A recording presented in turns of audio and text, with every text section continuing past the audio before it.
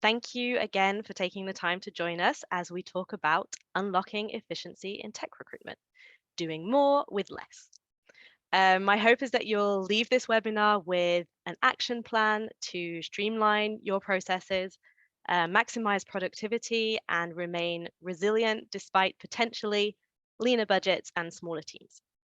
But before we dive in, I wanted to that's more than enough from me. So without further ado, let me introduce you to our pros. Panelists, do you think you could tell us a little bit about yourselves? Let's start with Amanda, then Jenny, and then Arian.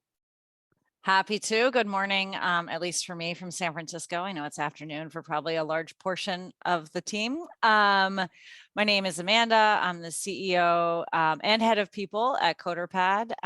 We were talking earlier, people and recruiting particularly is critical and important to me, particularly as a growing company. So I spend a lot of my time there. My background is in product management. I joined CoderPad almost 4 years ago now and oversee the company with 2 products supporting interviewing and assessing developer talent. Thank you, Amanda. Hi, everyone. I'm Jenny Youngyan. I'm very happy to be here. I have 17 years of experience in talent acquisition, mostly working in-house for Bay Area startups, doing high growth recruitment, often coming in as an early recruiter. Most recently, I've spent the past few years building out my own recruitment consultancy practice, working with really early stage companies that don't have any TA teams to build out their recruitment infrastructure, processes, and help hire their teams. I was honored to be invited to be part of this panelist because I'm very passionate about building standardized processes, which lead to more efficient hires. I have also had the pleasure of working with Amanda at 2 companies, and I know that she and I share deeply a care for really fair, equitable processes that lead to excellent candidate experiences. Thank you. Thank you for being here. All right, I'm Arian Moon, one of the co-founders and CEO of GoodTime.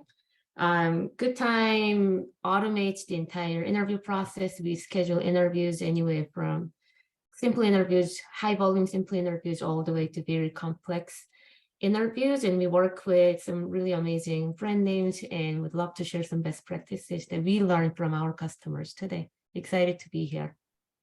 Thank you. I am very happy to have you all here with us today. Now that we are all acquainted, let's talk tech recruitment. I first wanted to address the doing more with less part of this webinar. So our economic environment is shifting, and TA teams in particular have had to show flexibility and creativity. So I wanted to talk about how priorities and strategies have shifted. Arian, I have a question for you. What would you say that TA teams, are doing differently today compared to a year ago? Yeah, definitely. I think with the layoffs and some downturn in the economy recently, definitely the recruiting team has got some a big kind of blow on the recruiting industry. So the team size is definitely much smaller than before. But surprisingly, I think quite a lot of recruiters are still being told to hit pretty lofty recruiting goals. So what ends up happening is they're being told to do more with less. A lot of recruiters are also becoming full cycle without RC support as well. So they're doing the entire process from the beginning of nurturing of candidates all the way to offer stage without a lot of help as well. So that's why I think a lot of recruiting teams are looking into automation, AI, and those are kind of coming down from the top as company mandates. So I think those are some of the things that we are seeing that TA teams are doing differently. Before, digital transformation was something that companies were kind of entertaining as nice to have. Now it's becoming a must-have. So really bringing in crucial technology to filling the gaps and really helping the team to be able to do more with less is the strategy that we are seeing from our customers. Great, thank you. I also wanted to talk a little bit about priorities. What would you say are the top priorities for TA teams today, given the context that you just talked about? And what has been deprioritized? Yeah, definitely. I think priority-wise, like I said, automation, AI, those mandates are coming down from the top. So how can we do more with less? How can humans to do more of the value at work and less of manual work? And at the same time, really a lot of pressure to reduce expenses, consolidate tools. Those are some of the trends that we are seeing. And another priority is quality of hire. Now that there's a lot of candidates in the market now, however, that means a lot of noise also. And every single hire that you make actually becomes even more important for the customer, for the company, because you're not hiring thousands of people. Instead, you're hiring 500, but those 500 have to be the right people. So I think those are really huge priorities that we are seeing. What are deprioritized? And I don't know, I may be controversial here. Everyone can totally challenge me on this, but I'm hearing less and less of DE&I, less and less of some of the portions of what makes good candidate experience also, because the resources are so thin. We're all asked to do more with less. There's a lot of noise in the market also. So unfortunately, I see those as being deprioritized in the market, and I think it's really unfortunate. Hopefully, we see this economy really pick back up soon, and those important aspects of recruiting become even more important and really come back into the spotlight. 2024 and on, I do believe acceleration of more automation and technology being part of the entire recruiting process. I think I see those as the priority in 2024 and on. Now that digital transformation is not just a lip service, everyone is doing it, and it's a must-have, it's a mandate from the top. I think we'll see more of acceleration of digital transformation moving forward. If I can jump in, Arian, Yeah, I'd agree. I'd agree with you that I think tragically DE&I is probably getting. I don't think anybody would say it's less important, but maybe less airtime. I'd be curious what you're seeing with your customers. One of the things we're seeing that's definitely a shift from a year ago is the number of candidates. I think, given particularly layoffs in tech, and we work, primarily with software companies and really support developer hiring, which has been hit pretty hard. So we're seeing a lot more candidates in volume, which is different from a year ago. The other thing that I'd be curious what you're seeing, some of that is coming through as like different pass rates or different quality of hires. And I'm wondering if you're seeing the change in the stages and where people are focusing in their recruiting process. Oh yeah, I think those are really good points. Definitely, like when you used to put a job post out there, you would get, say, like 50 applications. Now you're getting 500. Like the amount of inbounds has increased a ton. Another thing about quality of hire and how that has correlation with the pass rate. Actually, one of the VPs of talent that I recently spoke with, he said one of the hiring managers, when they were about to give an offer to a candidate, when the VP asked the hiring manager, "Hey, are you excited about this candidate?" And then he said, he's okay. Yeah. Wrong answer. Wrong answer. Wrong answer. Right? Yeah. So the VP was really like emphasizing the importance of quality of hire. So I think the pass rate is probably decreasing across the board, and we are interviewing more but hiring very few out of the population that they interviewed. Jenny, what are you seeing? Curious, as someone who lives and breathes this all day. Yeah, specifically related to pass-through rates. Yeah, just given the change in the economy, like the volumes at the stages. Yeah, I I generally haven't seen it change significantly other than in the, like you said, at the early stage of many more applicants, many more people responding to outbound like outreach that are typically passive candidates. They aren't necessarily passive. They're actually actively looking, more responsive, which is great. So you're getting more people at the top of the funnel. But I do think that when there are really good processes in place that your interview team is following along the way, that the pass-through rates end up being similar to what they were before. And the quality of talent is, or the quality of candidates getting through is staying the same. That's actually a great transition because I wanted to talk about, so we've started talking about automation. Ariane, you were talking about technology and how it's helping recruiters today. And we started to talk about standardization. So I wanted to, especially for us at CoderPad, we work with a lot of developers and they're always looking for ways to automate tasks. I mean, especially with AI and all the AI assisted tools that they have access to now.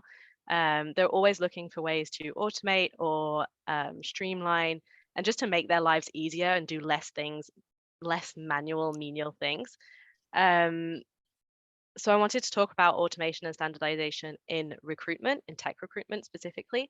Amanda, do you think you could give us a quick definition just of standardization and automation and the difference between the two? Absolutely. So standardization is doing the same thing. And so I think probably as it applies to today is having a standardized process in the hiring. And I think we all aspire to have a standardized hiring process, but there's always that situation where, oh, I work with this person, we can skip the technical assessment, or, hey, this person was kind of interested, so I did like 2 calls with them and sold them on the role. And like, now can you go back to the HR screen at the beginning or whatever? Right. And like, that is not standardization. Standardization is like, okay, great. We're excited to have you. Here's your first step, your second step, your test drive, whatever the case may be. That's standardization. Automation is about making that process more efficient. So whether that's helping with scheduling, whether that's helping with assessments, whether that's helping with replies, whatever tooling you can use to do the same repeated task more efficiently is what ultimately automation aims to do. Right, thank you. And what would so Jenny, I'd like you to take this one because I think you have a lot of experience on the subject. What does a good standardized tech recruitment process look like, or a recruitment process in general? Yes, I'm really passionate about this topic, and I work very hard to implement what I call my 4-step framework. The 4 steps are: know why you're hiring, who, how you'll assess, and your evaluation criteria. And I'll break that down for you. Before you even open a role and begin sourcing, it's so important to know why you're hiring. What are the business objectives that the role are going to impact? So if this is a software engineer position, is it a backfill? Is it a skills gap? Are you up-leveling the team with somebody who has more leadership skills? Or is it a new product and you need someone with niche skills? So know exactly why you're hiring for the role. That's the job profile. Who you're hiring is the candidate profile. In order to meet those business objectives, what are the skills and past experiences the person needs to have? Any soft skills or behavioral attributes that will really make them successful? You have the candidate profile. Then know how you will assess the candidate in the interview process at each stage: the phone screen, phone interview, technical evaluation, on-site panel interview. And based on those predetermined skills and behavioral attributes, figure out exactly who on your interview panel is going to be able to evaluate the candidate on those particular focus areas and assign the right focus areas to the right interviewers, and even assign them the questions that they will ask every candidate, which I know sounds incredibly prescribed, but research does show that structured interviews are 81% more accurate in predicting job performance than unstructured ones. So having a set of standard questions that every interviewer, or sorry, that interviewers ask every candidate really ensures that interviewers don't insert their own bias set of criteria and leads to better hires. And the fourth step in this process is know your evaluation criteria, whatever that is. Let's say a 1 to 4 rating scale. Define what a 1 or 2 answer is going to look like versus a good or even great answer. And then have that panel meet to align everyone on knowing the why, the who, the what, and don't skip that part, because it's so important to make sure that everyone knows the rubric and people are all in agreement and are therefore implementing the standardized process. So it sounds like a lot of work up front. It is. But the great thing is that when you're hiring multiple people, and especially if you're hiring high volume for the same role, you have this great process in place that you can then automate, as Amanda said, and you will lead to great hires. Right. And I think I'd insist on what you were saying about getting the whole panel on board. So that includes anybody who's involved in the hiring process, the hiring managers. And I think possibly hiring managers, maybe more than recruiters, because they're just don't have the same training, the same experience, might be tempted to think, oh, well, I'll improvise and like I'll ask different questions depending on who I'm talking to or depending on what pops into my head, or I'll know what good looks like and what bad looks like because like it's my specialty and it's tech and I know like, but that's not always easy, especially when you have like a lot of candidates and you're like, okay, so this was good and this was good, but actually which is better between the two, between the 3, 4, 5, 10, like it gets complicated. So I think standardization sort of reduces that risk. I want to add that I absolutely agree with everything that Jenny said.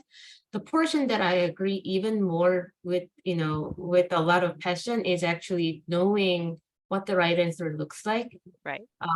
We made a mistake also, like we had like very standardized process with the right questions, but then every interviewer had their own interpretation of what the right answer should be for each and every question. So then it kind of defeats the purpose of having those standardized process. So absolutely agree with everything Jenny said. Thank you. Okay, so we've talked about standardization, automation. What are the first things, and I don't know if Jenny, you want to answer this or if somebody else wants to raise their hands, but what's the first thing that you would automate or the first things that you would automate to save time? I can answer that.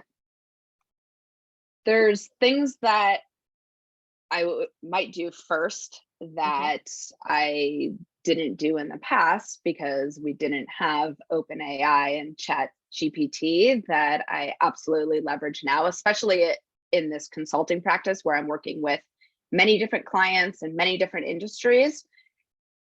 As early as asking ChatGPT about the specific company's industry and questions that I should ask the hiring manager in terms of preparing to build out the entire process.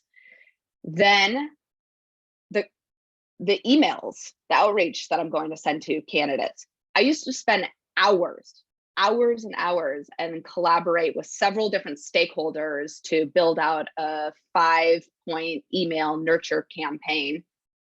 And now I can ask ChatGPT to help. And of course, I'm going to tweak it afterwards, but at least it'll give me some initial email And then from there, templates, like Mhm. having templates, email templates that I can reference to be able to quickly respond to candidates makes my job a lot more efficient. Mhm.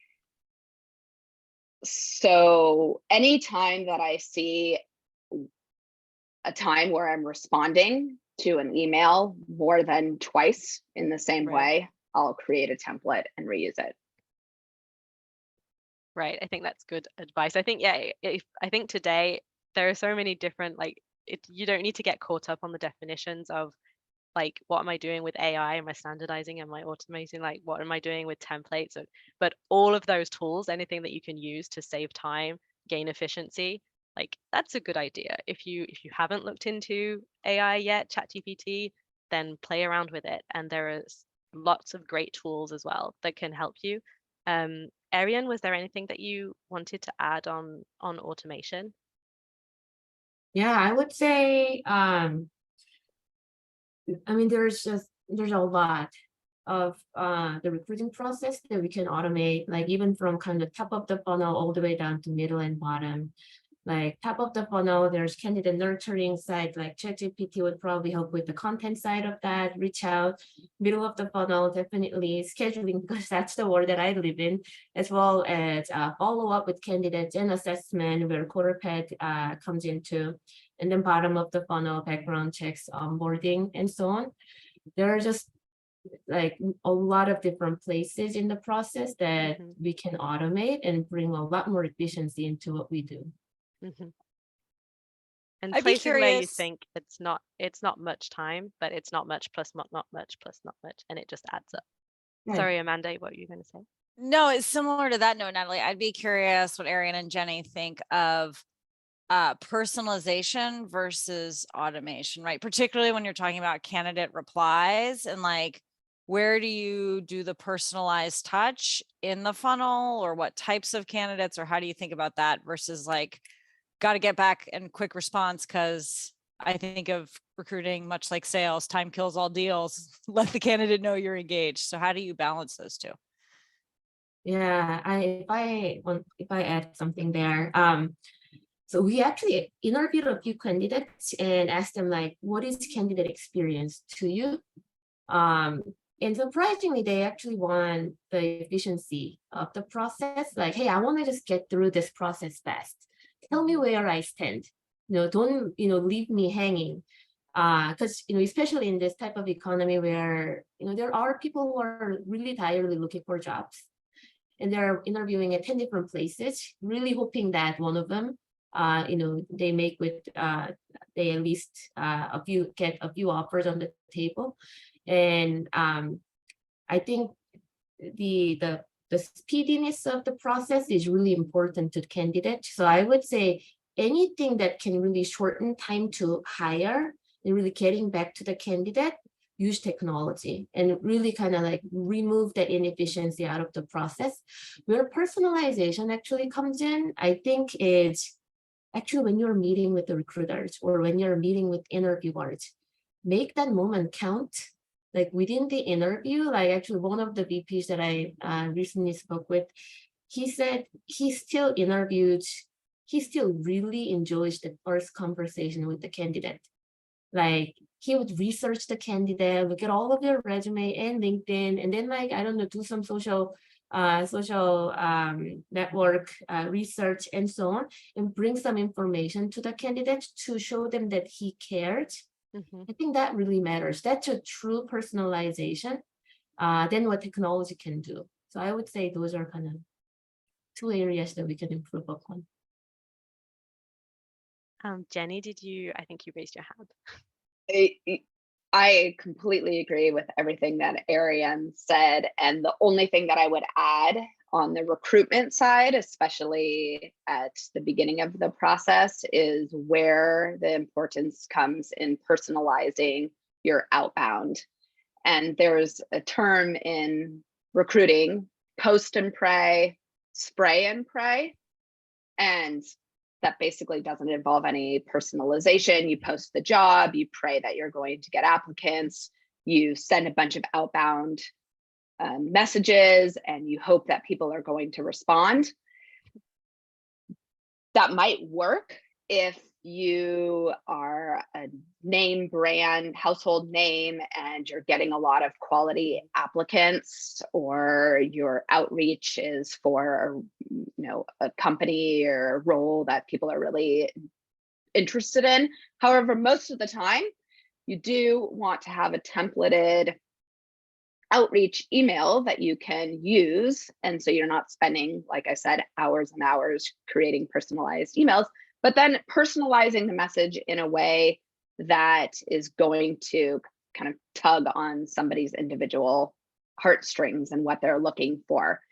If you have a fairly niche role where there's limited people with that skill set, just hoping and praying that it's going to reach people is not going to be efficient. So yes, Amanda, that's where I would invest the time up front to personalize that outreach in a way that you're going to actually get more quality candidates into the top of the funnel to give you a chance to get further down in the process.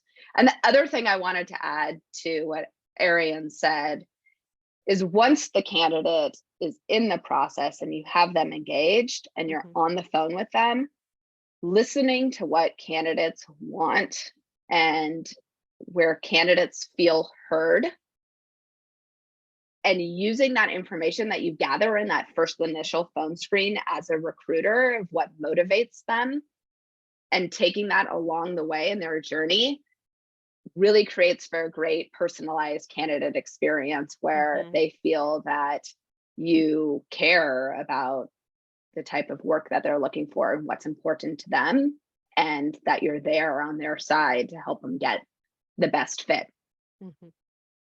I think that's a great point. I feel like personalization, you quickly think, oh, I'm going to include a Star Wars reference because I saw that's what they liked on LinkedIn, or something like that. But it can actually be, like you say, what you learn on a call with a candidate, just the fact that you understand what's important to them and then showcase that or give them more information or that kind of thing. That's, you're already personalizing the experience and the exchange.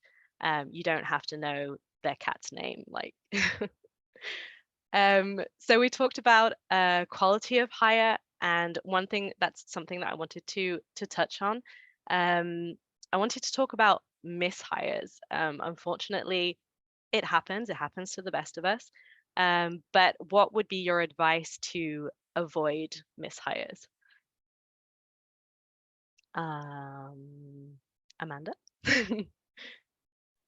Gosh, well, we were talking about this a little bit before everybody joined us in terms of how you can avoid mishires or good processes. So Arian, 30 seconds from now, you're going to have to tell everybody about your reference process, which I thought was a good tip. I think, Jenny talked earlier, and I've worked with Jenny for years and very much enjoyed it and learned so much from her. And part of that is the prescribed questions. Like, having a standardized process is incredibly hard.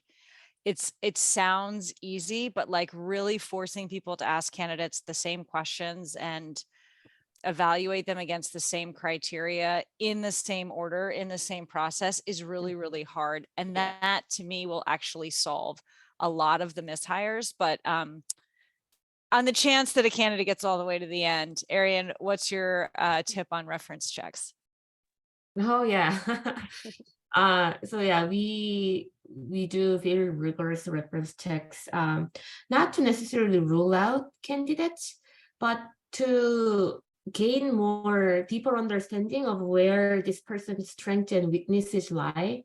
So one of the questions that it's one of my favorite questions to ask to their previous contacts or previous coworkers, is if there is a piece of constructive feedback that you'd give to this person so that this person can improve upon their weaknesses and become a better professional in this particular role, what would that be?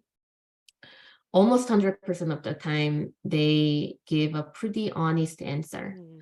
And especially, I actually find it really interesting that the higher the role is, and the higher of the higher, like the executive and director and up types of roles, their references tend to be even more genuine.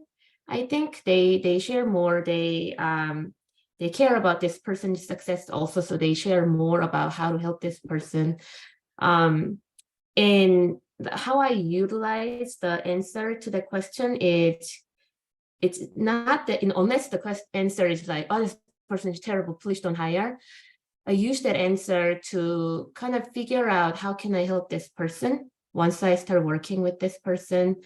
If the weakness that they bring up is not something that I can help with, or my forte would not be able to cover for that particular weakness, that would be a reason why it's just not a good fit. Then I would not move forward with that hire.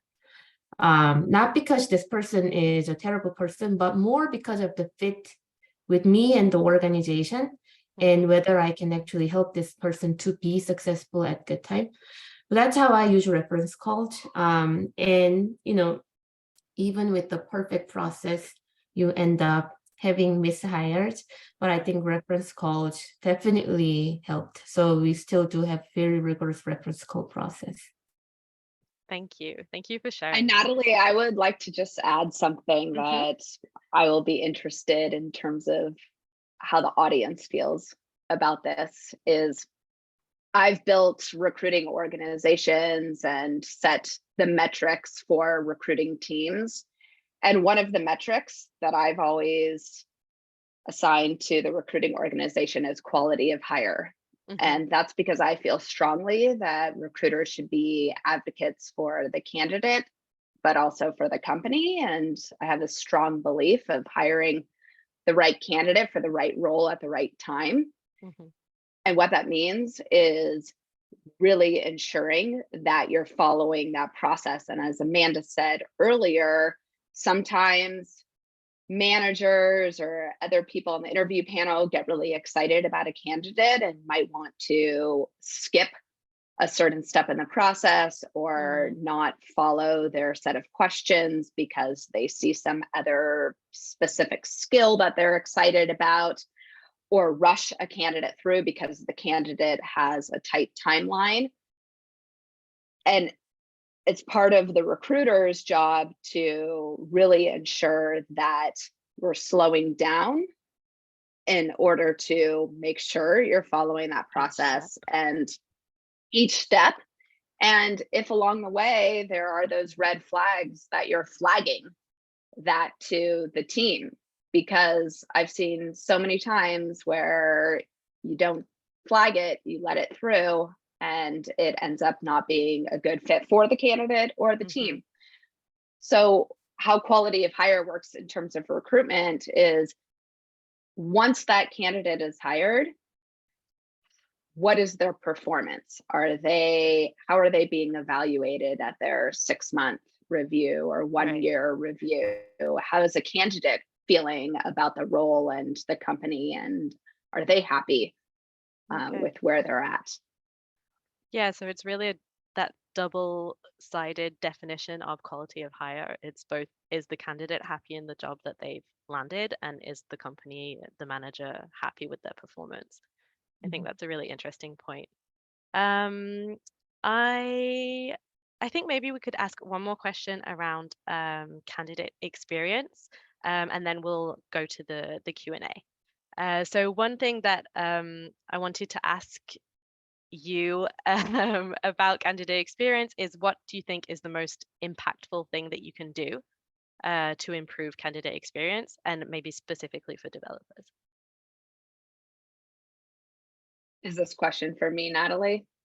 Yeah. Kick us off, Jenny. I think transparency. Transparency is number one. And I was thinking earlier about Arian saying that DE&I has maybe taken a back seat.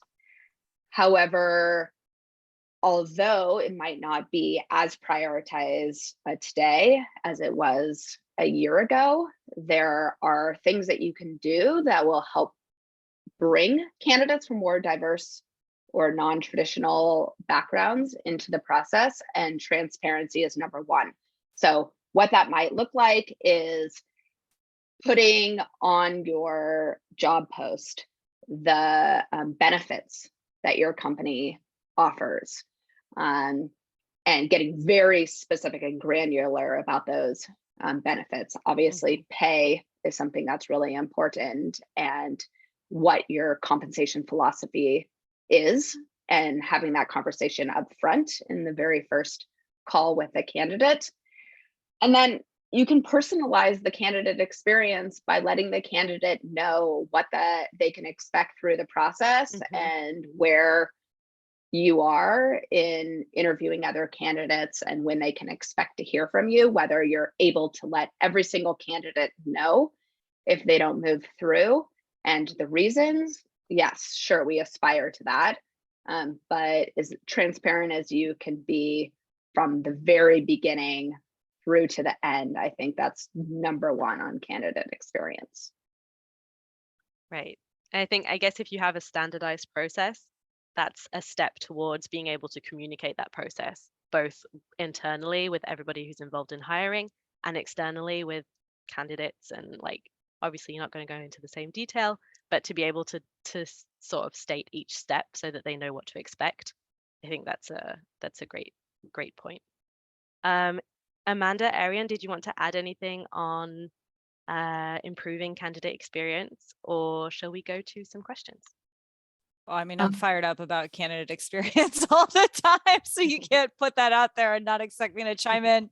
I mean, I do think, look, it's easy to think about candidate experience and focus on the rejects. And I even find myself drawn to like, oh, we're not going to hire this person. How do we communicate where they went wrong, or how they could improve, or like spend a lot of time there? And I am not implying that's not important, but I think what is probably more important is thinking about the people you do want to hire and how you are leaning that experience. And so to Jenny's point around being upfront in your job posting, being transparent, everybody wants to know where they stand, but also when you're choosing tooling, when you're choosing the experience, like, don't let it suck. For everybody out there, like this, it sounds stupid. I would challenge every recruiter on this call to apply to a job on their website and then apply to a job on their competitor's website and just go through it. Like, what is that assessment like? Is it even interesting? Do you feel like, is the software shitty? Like, does it feel like you're being treated like, you know, like one in a million, or just like a whole herd of cattle? So like, just spend the time going through and understand what your process is already, and you will immediately find ways to improve your candidate experience, just in terms of like tooling and messaging that isn't about like, how do we break up nicely? It's more like, how do we make sure that when everybody comes, and especially the ones we really want, they have a red carpet experience. Oh yeah, totally. I would like to chime in there as well. Really, when the candidate goes through the process, what they experience, not only from the personalization and the report building side, but also the technology side. I think it's extremely important how smooth the process is, from everything from technology to the people that they speak with. So that kind of speedy and smooth process is very important. I mean, most of the candidates are Gen Z millennials, and they expect what they're really used to in their regular life. Everything's so smooth and like very streamlined, and you go through this hiring process that's so antiquated. It's just so drawn out long, like there's no technology involved, everything's manual. It sends the wrong message to the candidate. So that the smoothness of the process is super important. Another thing to add is, we are primarily hiring for passive candidates in order to improve the quality of hire. These extremely highly sought after talents are in a very, very, with a good employer, and their position is very secure currently. In order to convince them to join another company at this time, I think it takes a kind of different level of candidate experience. There's a bit of like escape velocity that's actually the gravity is even heavier. Candidates want to, these highly sought after talents want to be in a place where it's, they know their position is secure. They know they're not going to get laid off next month. So that, kind of like giving them more information about the company's financial situation, how safe the runway is, and so on. It's not something that we needed to explain in 2021 or early part of 2022. But I think having that kind of upfront conversation about company financials is really important to kind of snatch these really highly sought after talents away from where they are. Okay, great. Yeah, thank you. And I think I'd insist on what you were saying about technology, and especially because obviously tech recruiting is our thing at CoderPad, and especially if you're recruiting developers, you can bet that they will be picking apart your tech, like your software. And if it's not up to standard, then yeah, that's not going to reflect well on you as an employer. Okay, thank you all so much for your answers so far. I'm going to have a look at the questions we've received in the Q&A tab. So some of them are directed at specific people and some of them are not. So I'm just going to ask them and see if anybody has an answer. I do have one for Jenny. So somebody from the audience says, you've talked about saving time with ChatGPT to help you with outreach emails. Have you seen your reply rate / opening rate increasing or decreasing since using ChatGPT? Have you seen a negative effect on those metrics or a positive? Great question. I was thinking about this yesterday and preparing for this panel, and just did a measurement on my most recent outreach using ChatGPT, and had a 27% response rate with 50% of those people interested in having a phone conversation with me, which I thought was really good. But honestly, I think that is in line with what I have historically seen. The main difference is that it took me 5 minutes to draft an outreach email versus hours. And so while the response rate seems to be similar, it's the efficiency and time savings that is the huge win. And I think I would potentially put out a warning about ChatGPT. I think it is, as you say, the massive advantage is the amount of time that you can save.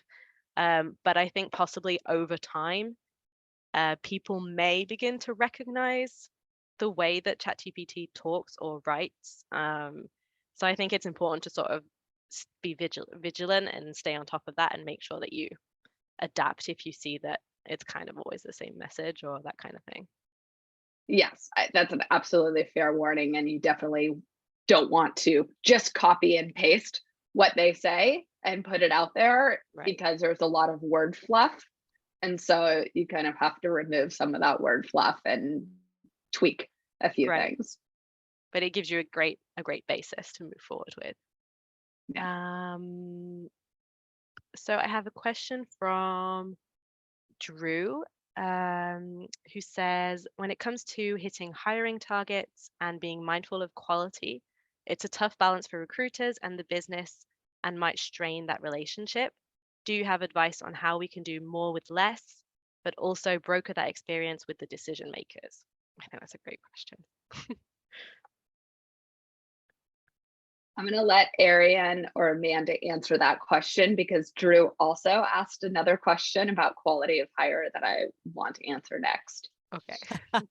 All right. Well, I will attempt to hit this one. I mean, it's true. Like, there's a very hard balance between hiring targets and not just role, compensation package, but also date, as well as quality.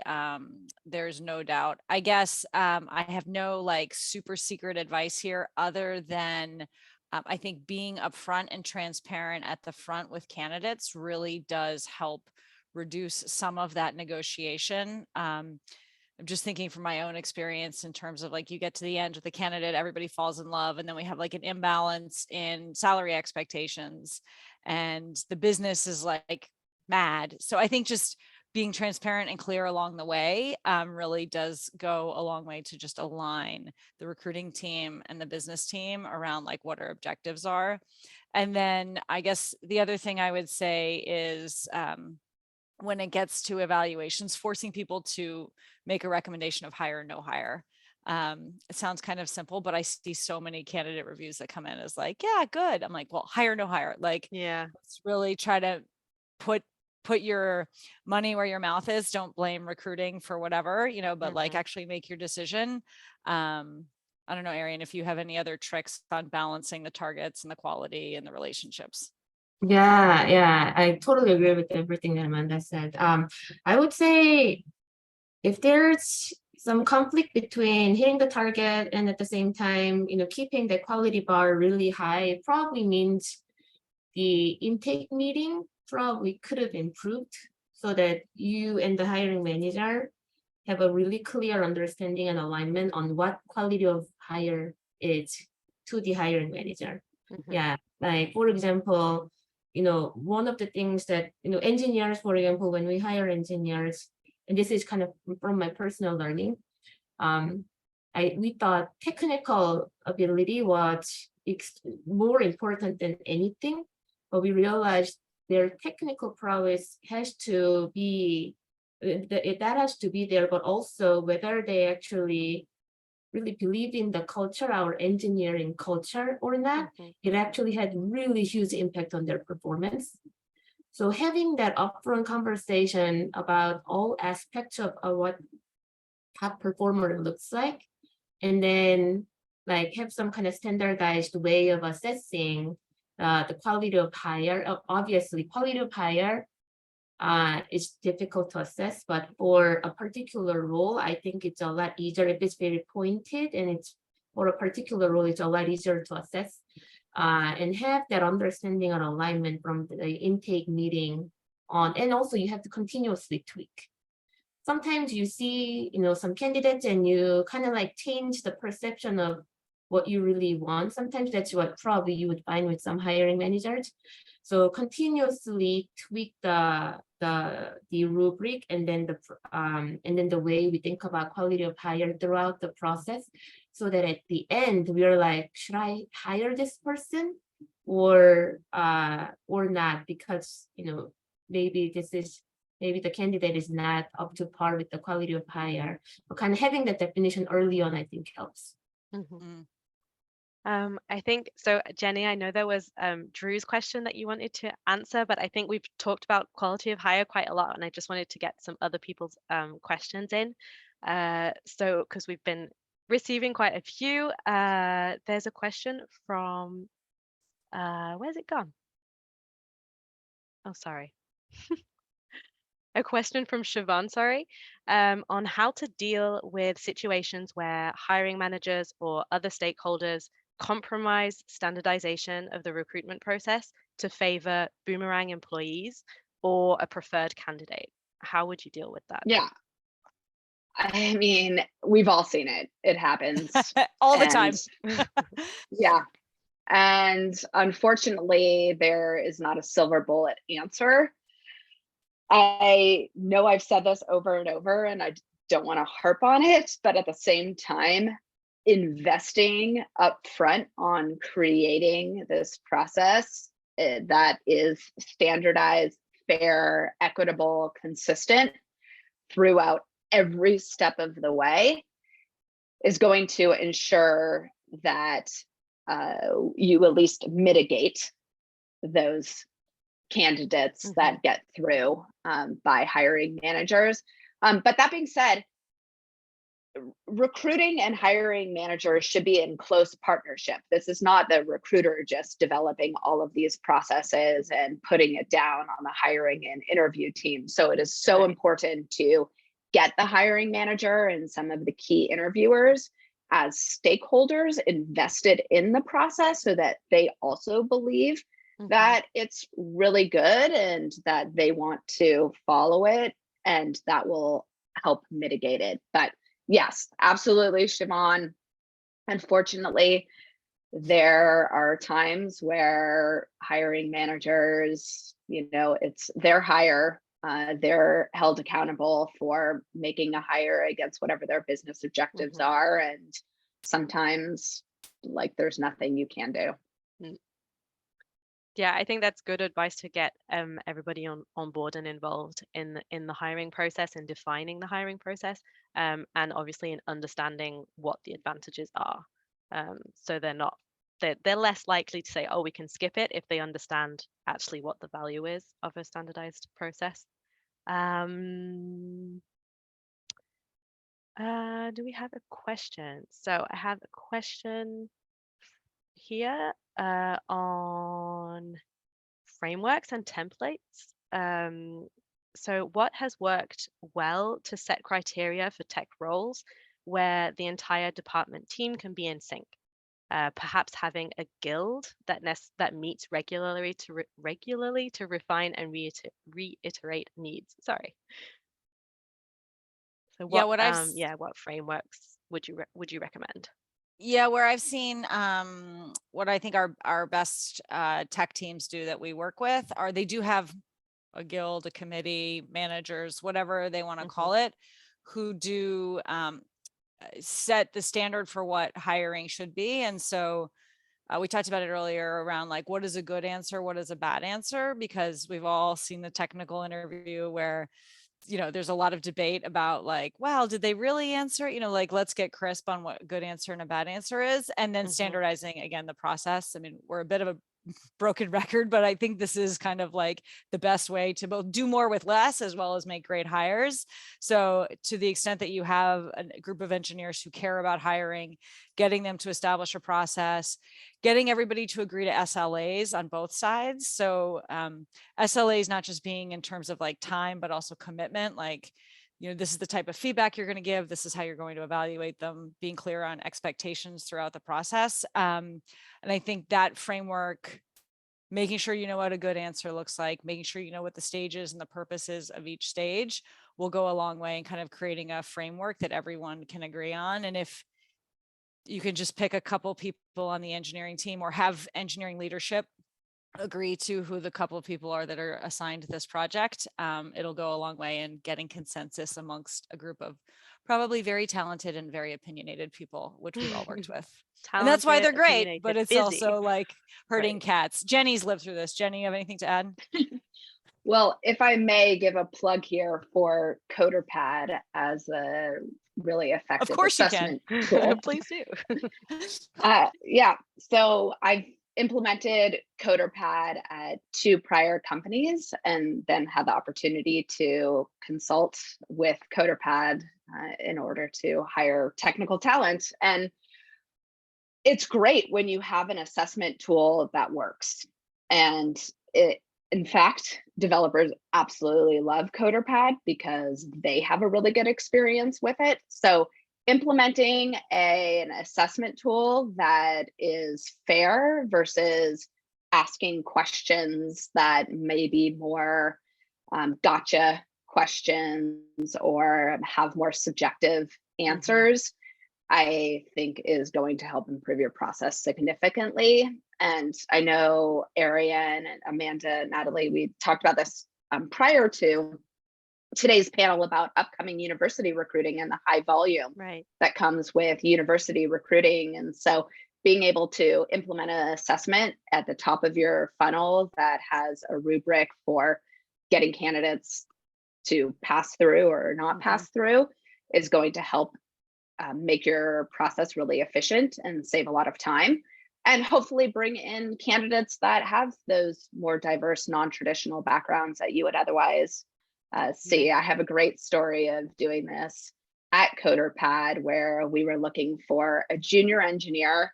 You can imagine the hundreds of applications that came in for that role. And so eat your own dog food, implemented take-home exercise. The person who we ended up hiring on paper never would have gotten through a resume review. very non-traditional backgrounds and was a great hire from, met a diversity metric as like a plus too. I love that. So we are very near time. Hopefully this isn't going to be too much of a pessimistic question to end with, but I'm going to go for it anyway because it came through the chat. But we've talked about doing more with less, and obviously times are not easy at the moment. A lot of people are dealing with reduced budget, less hires, smaller teams.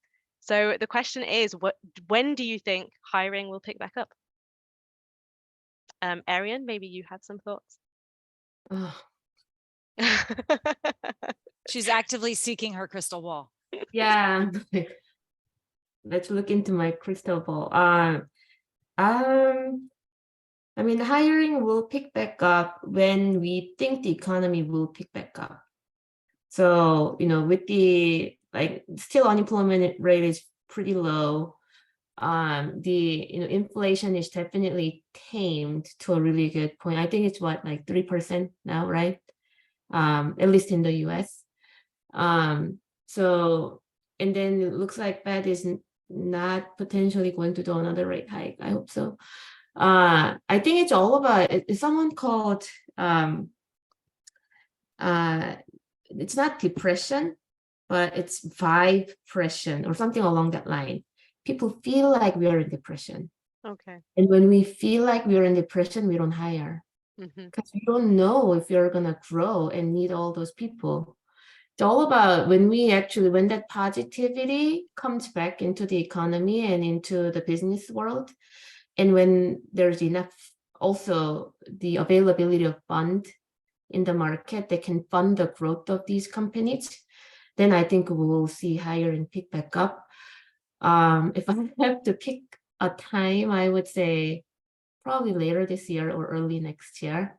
We are already actually seeing from our interview data, we are actually seeing that kind of uptick already now with a lot of companies. So it seems like that positivity and the optimistic optimistic feeling about the future is definitely coming back. I think when we will really see that, obviously, would be probably later this year or Q1 next year. Like around the 12th of November. Right. Around that time. Yeah. Yeah. Okay, thank you so much. We are just about at time. There were some questions that we weren't able to get to, but we will try our best to get to them in an article in the next few weeks, and we'll share that with everybody who registered for the webinar. Thank you again, Amanda, Jenny, Arian. Thank you to everybody who joined us today. You will receive the recording, and yeah, I hope you enjoyed our discussion. Thank you, everybody. Thank you, everybody. Thank you.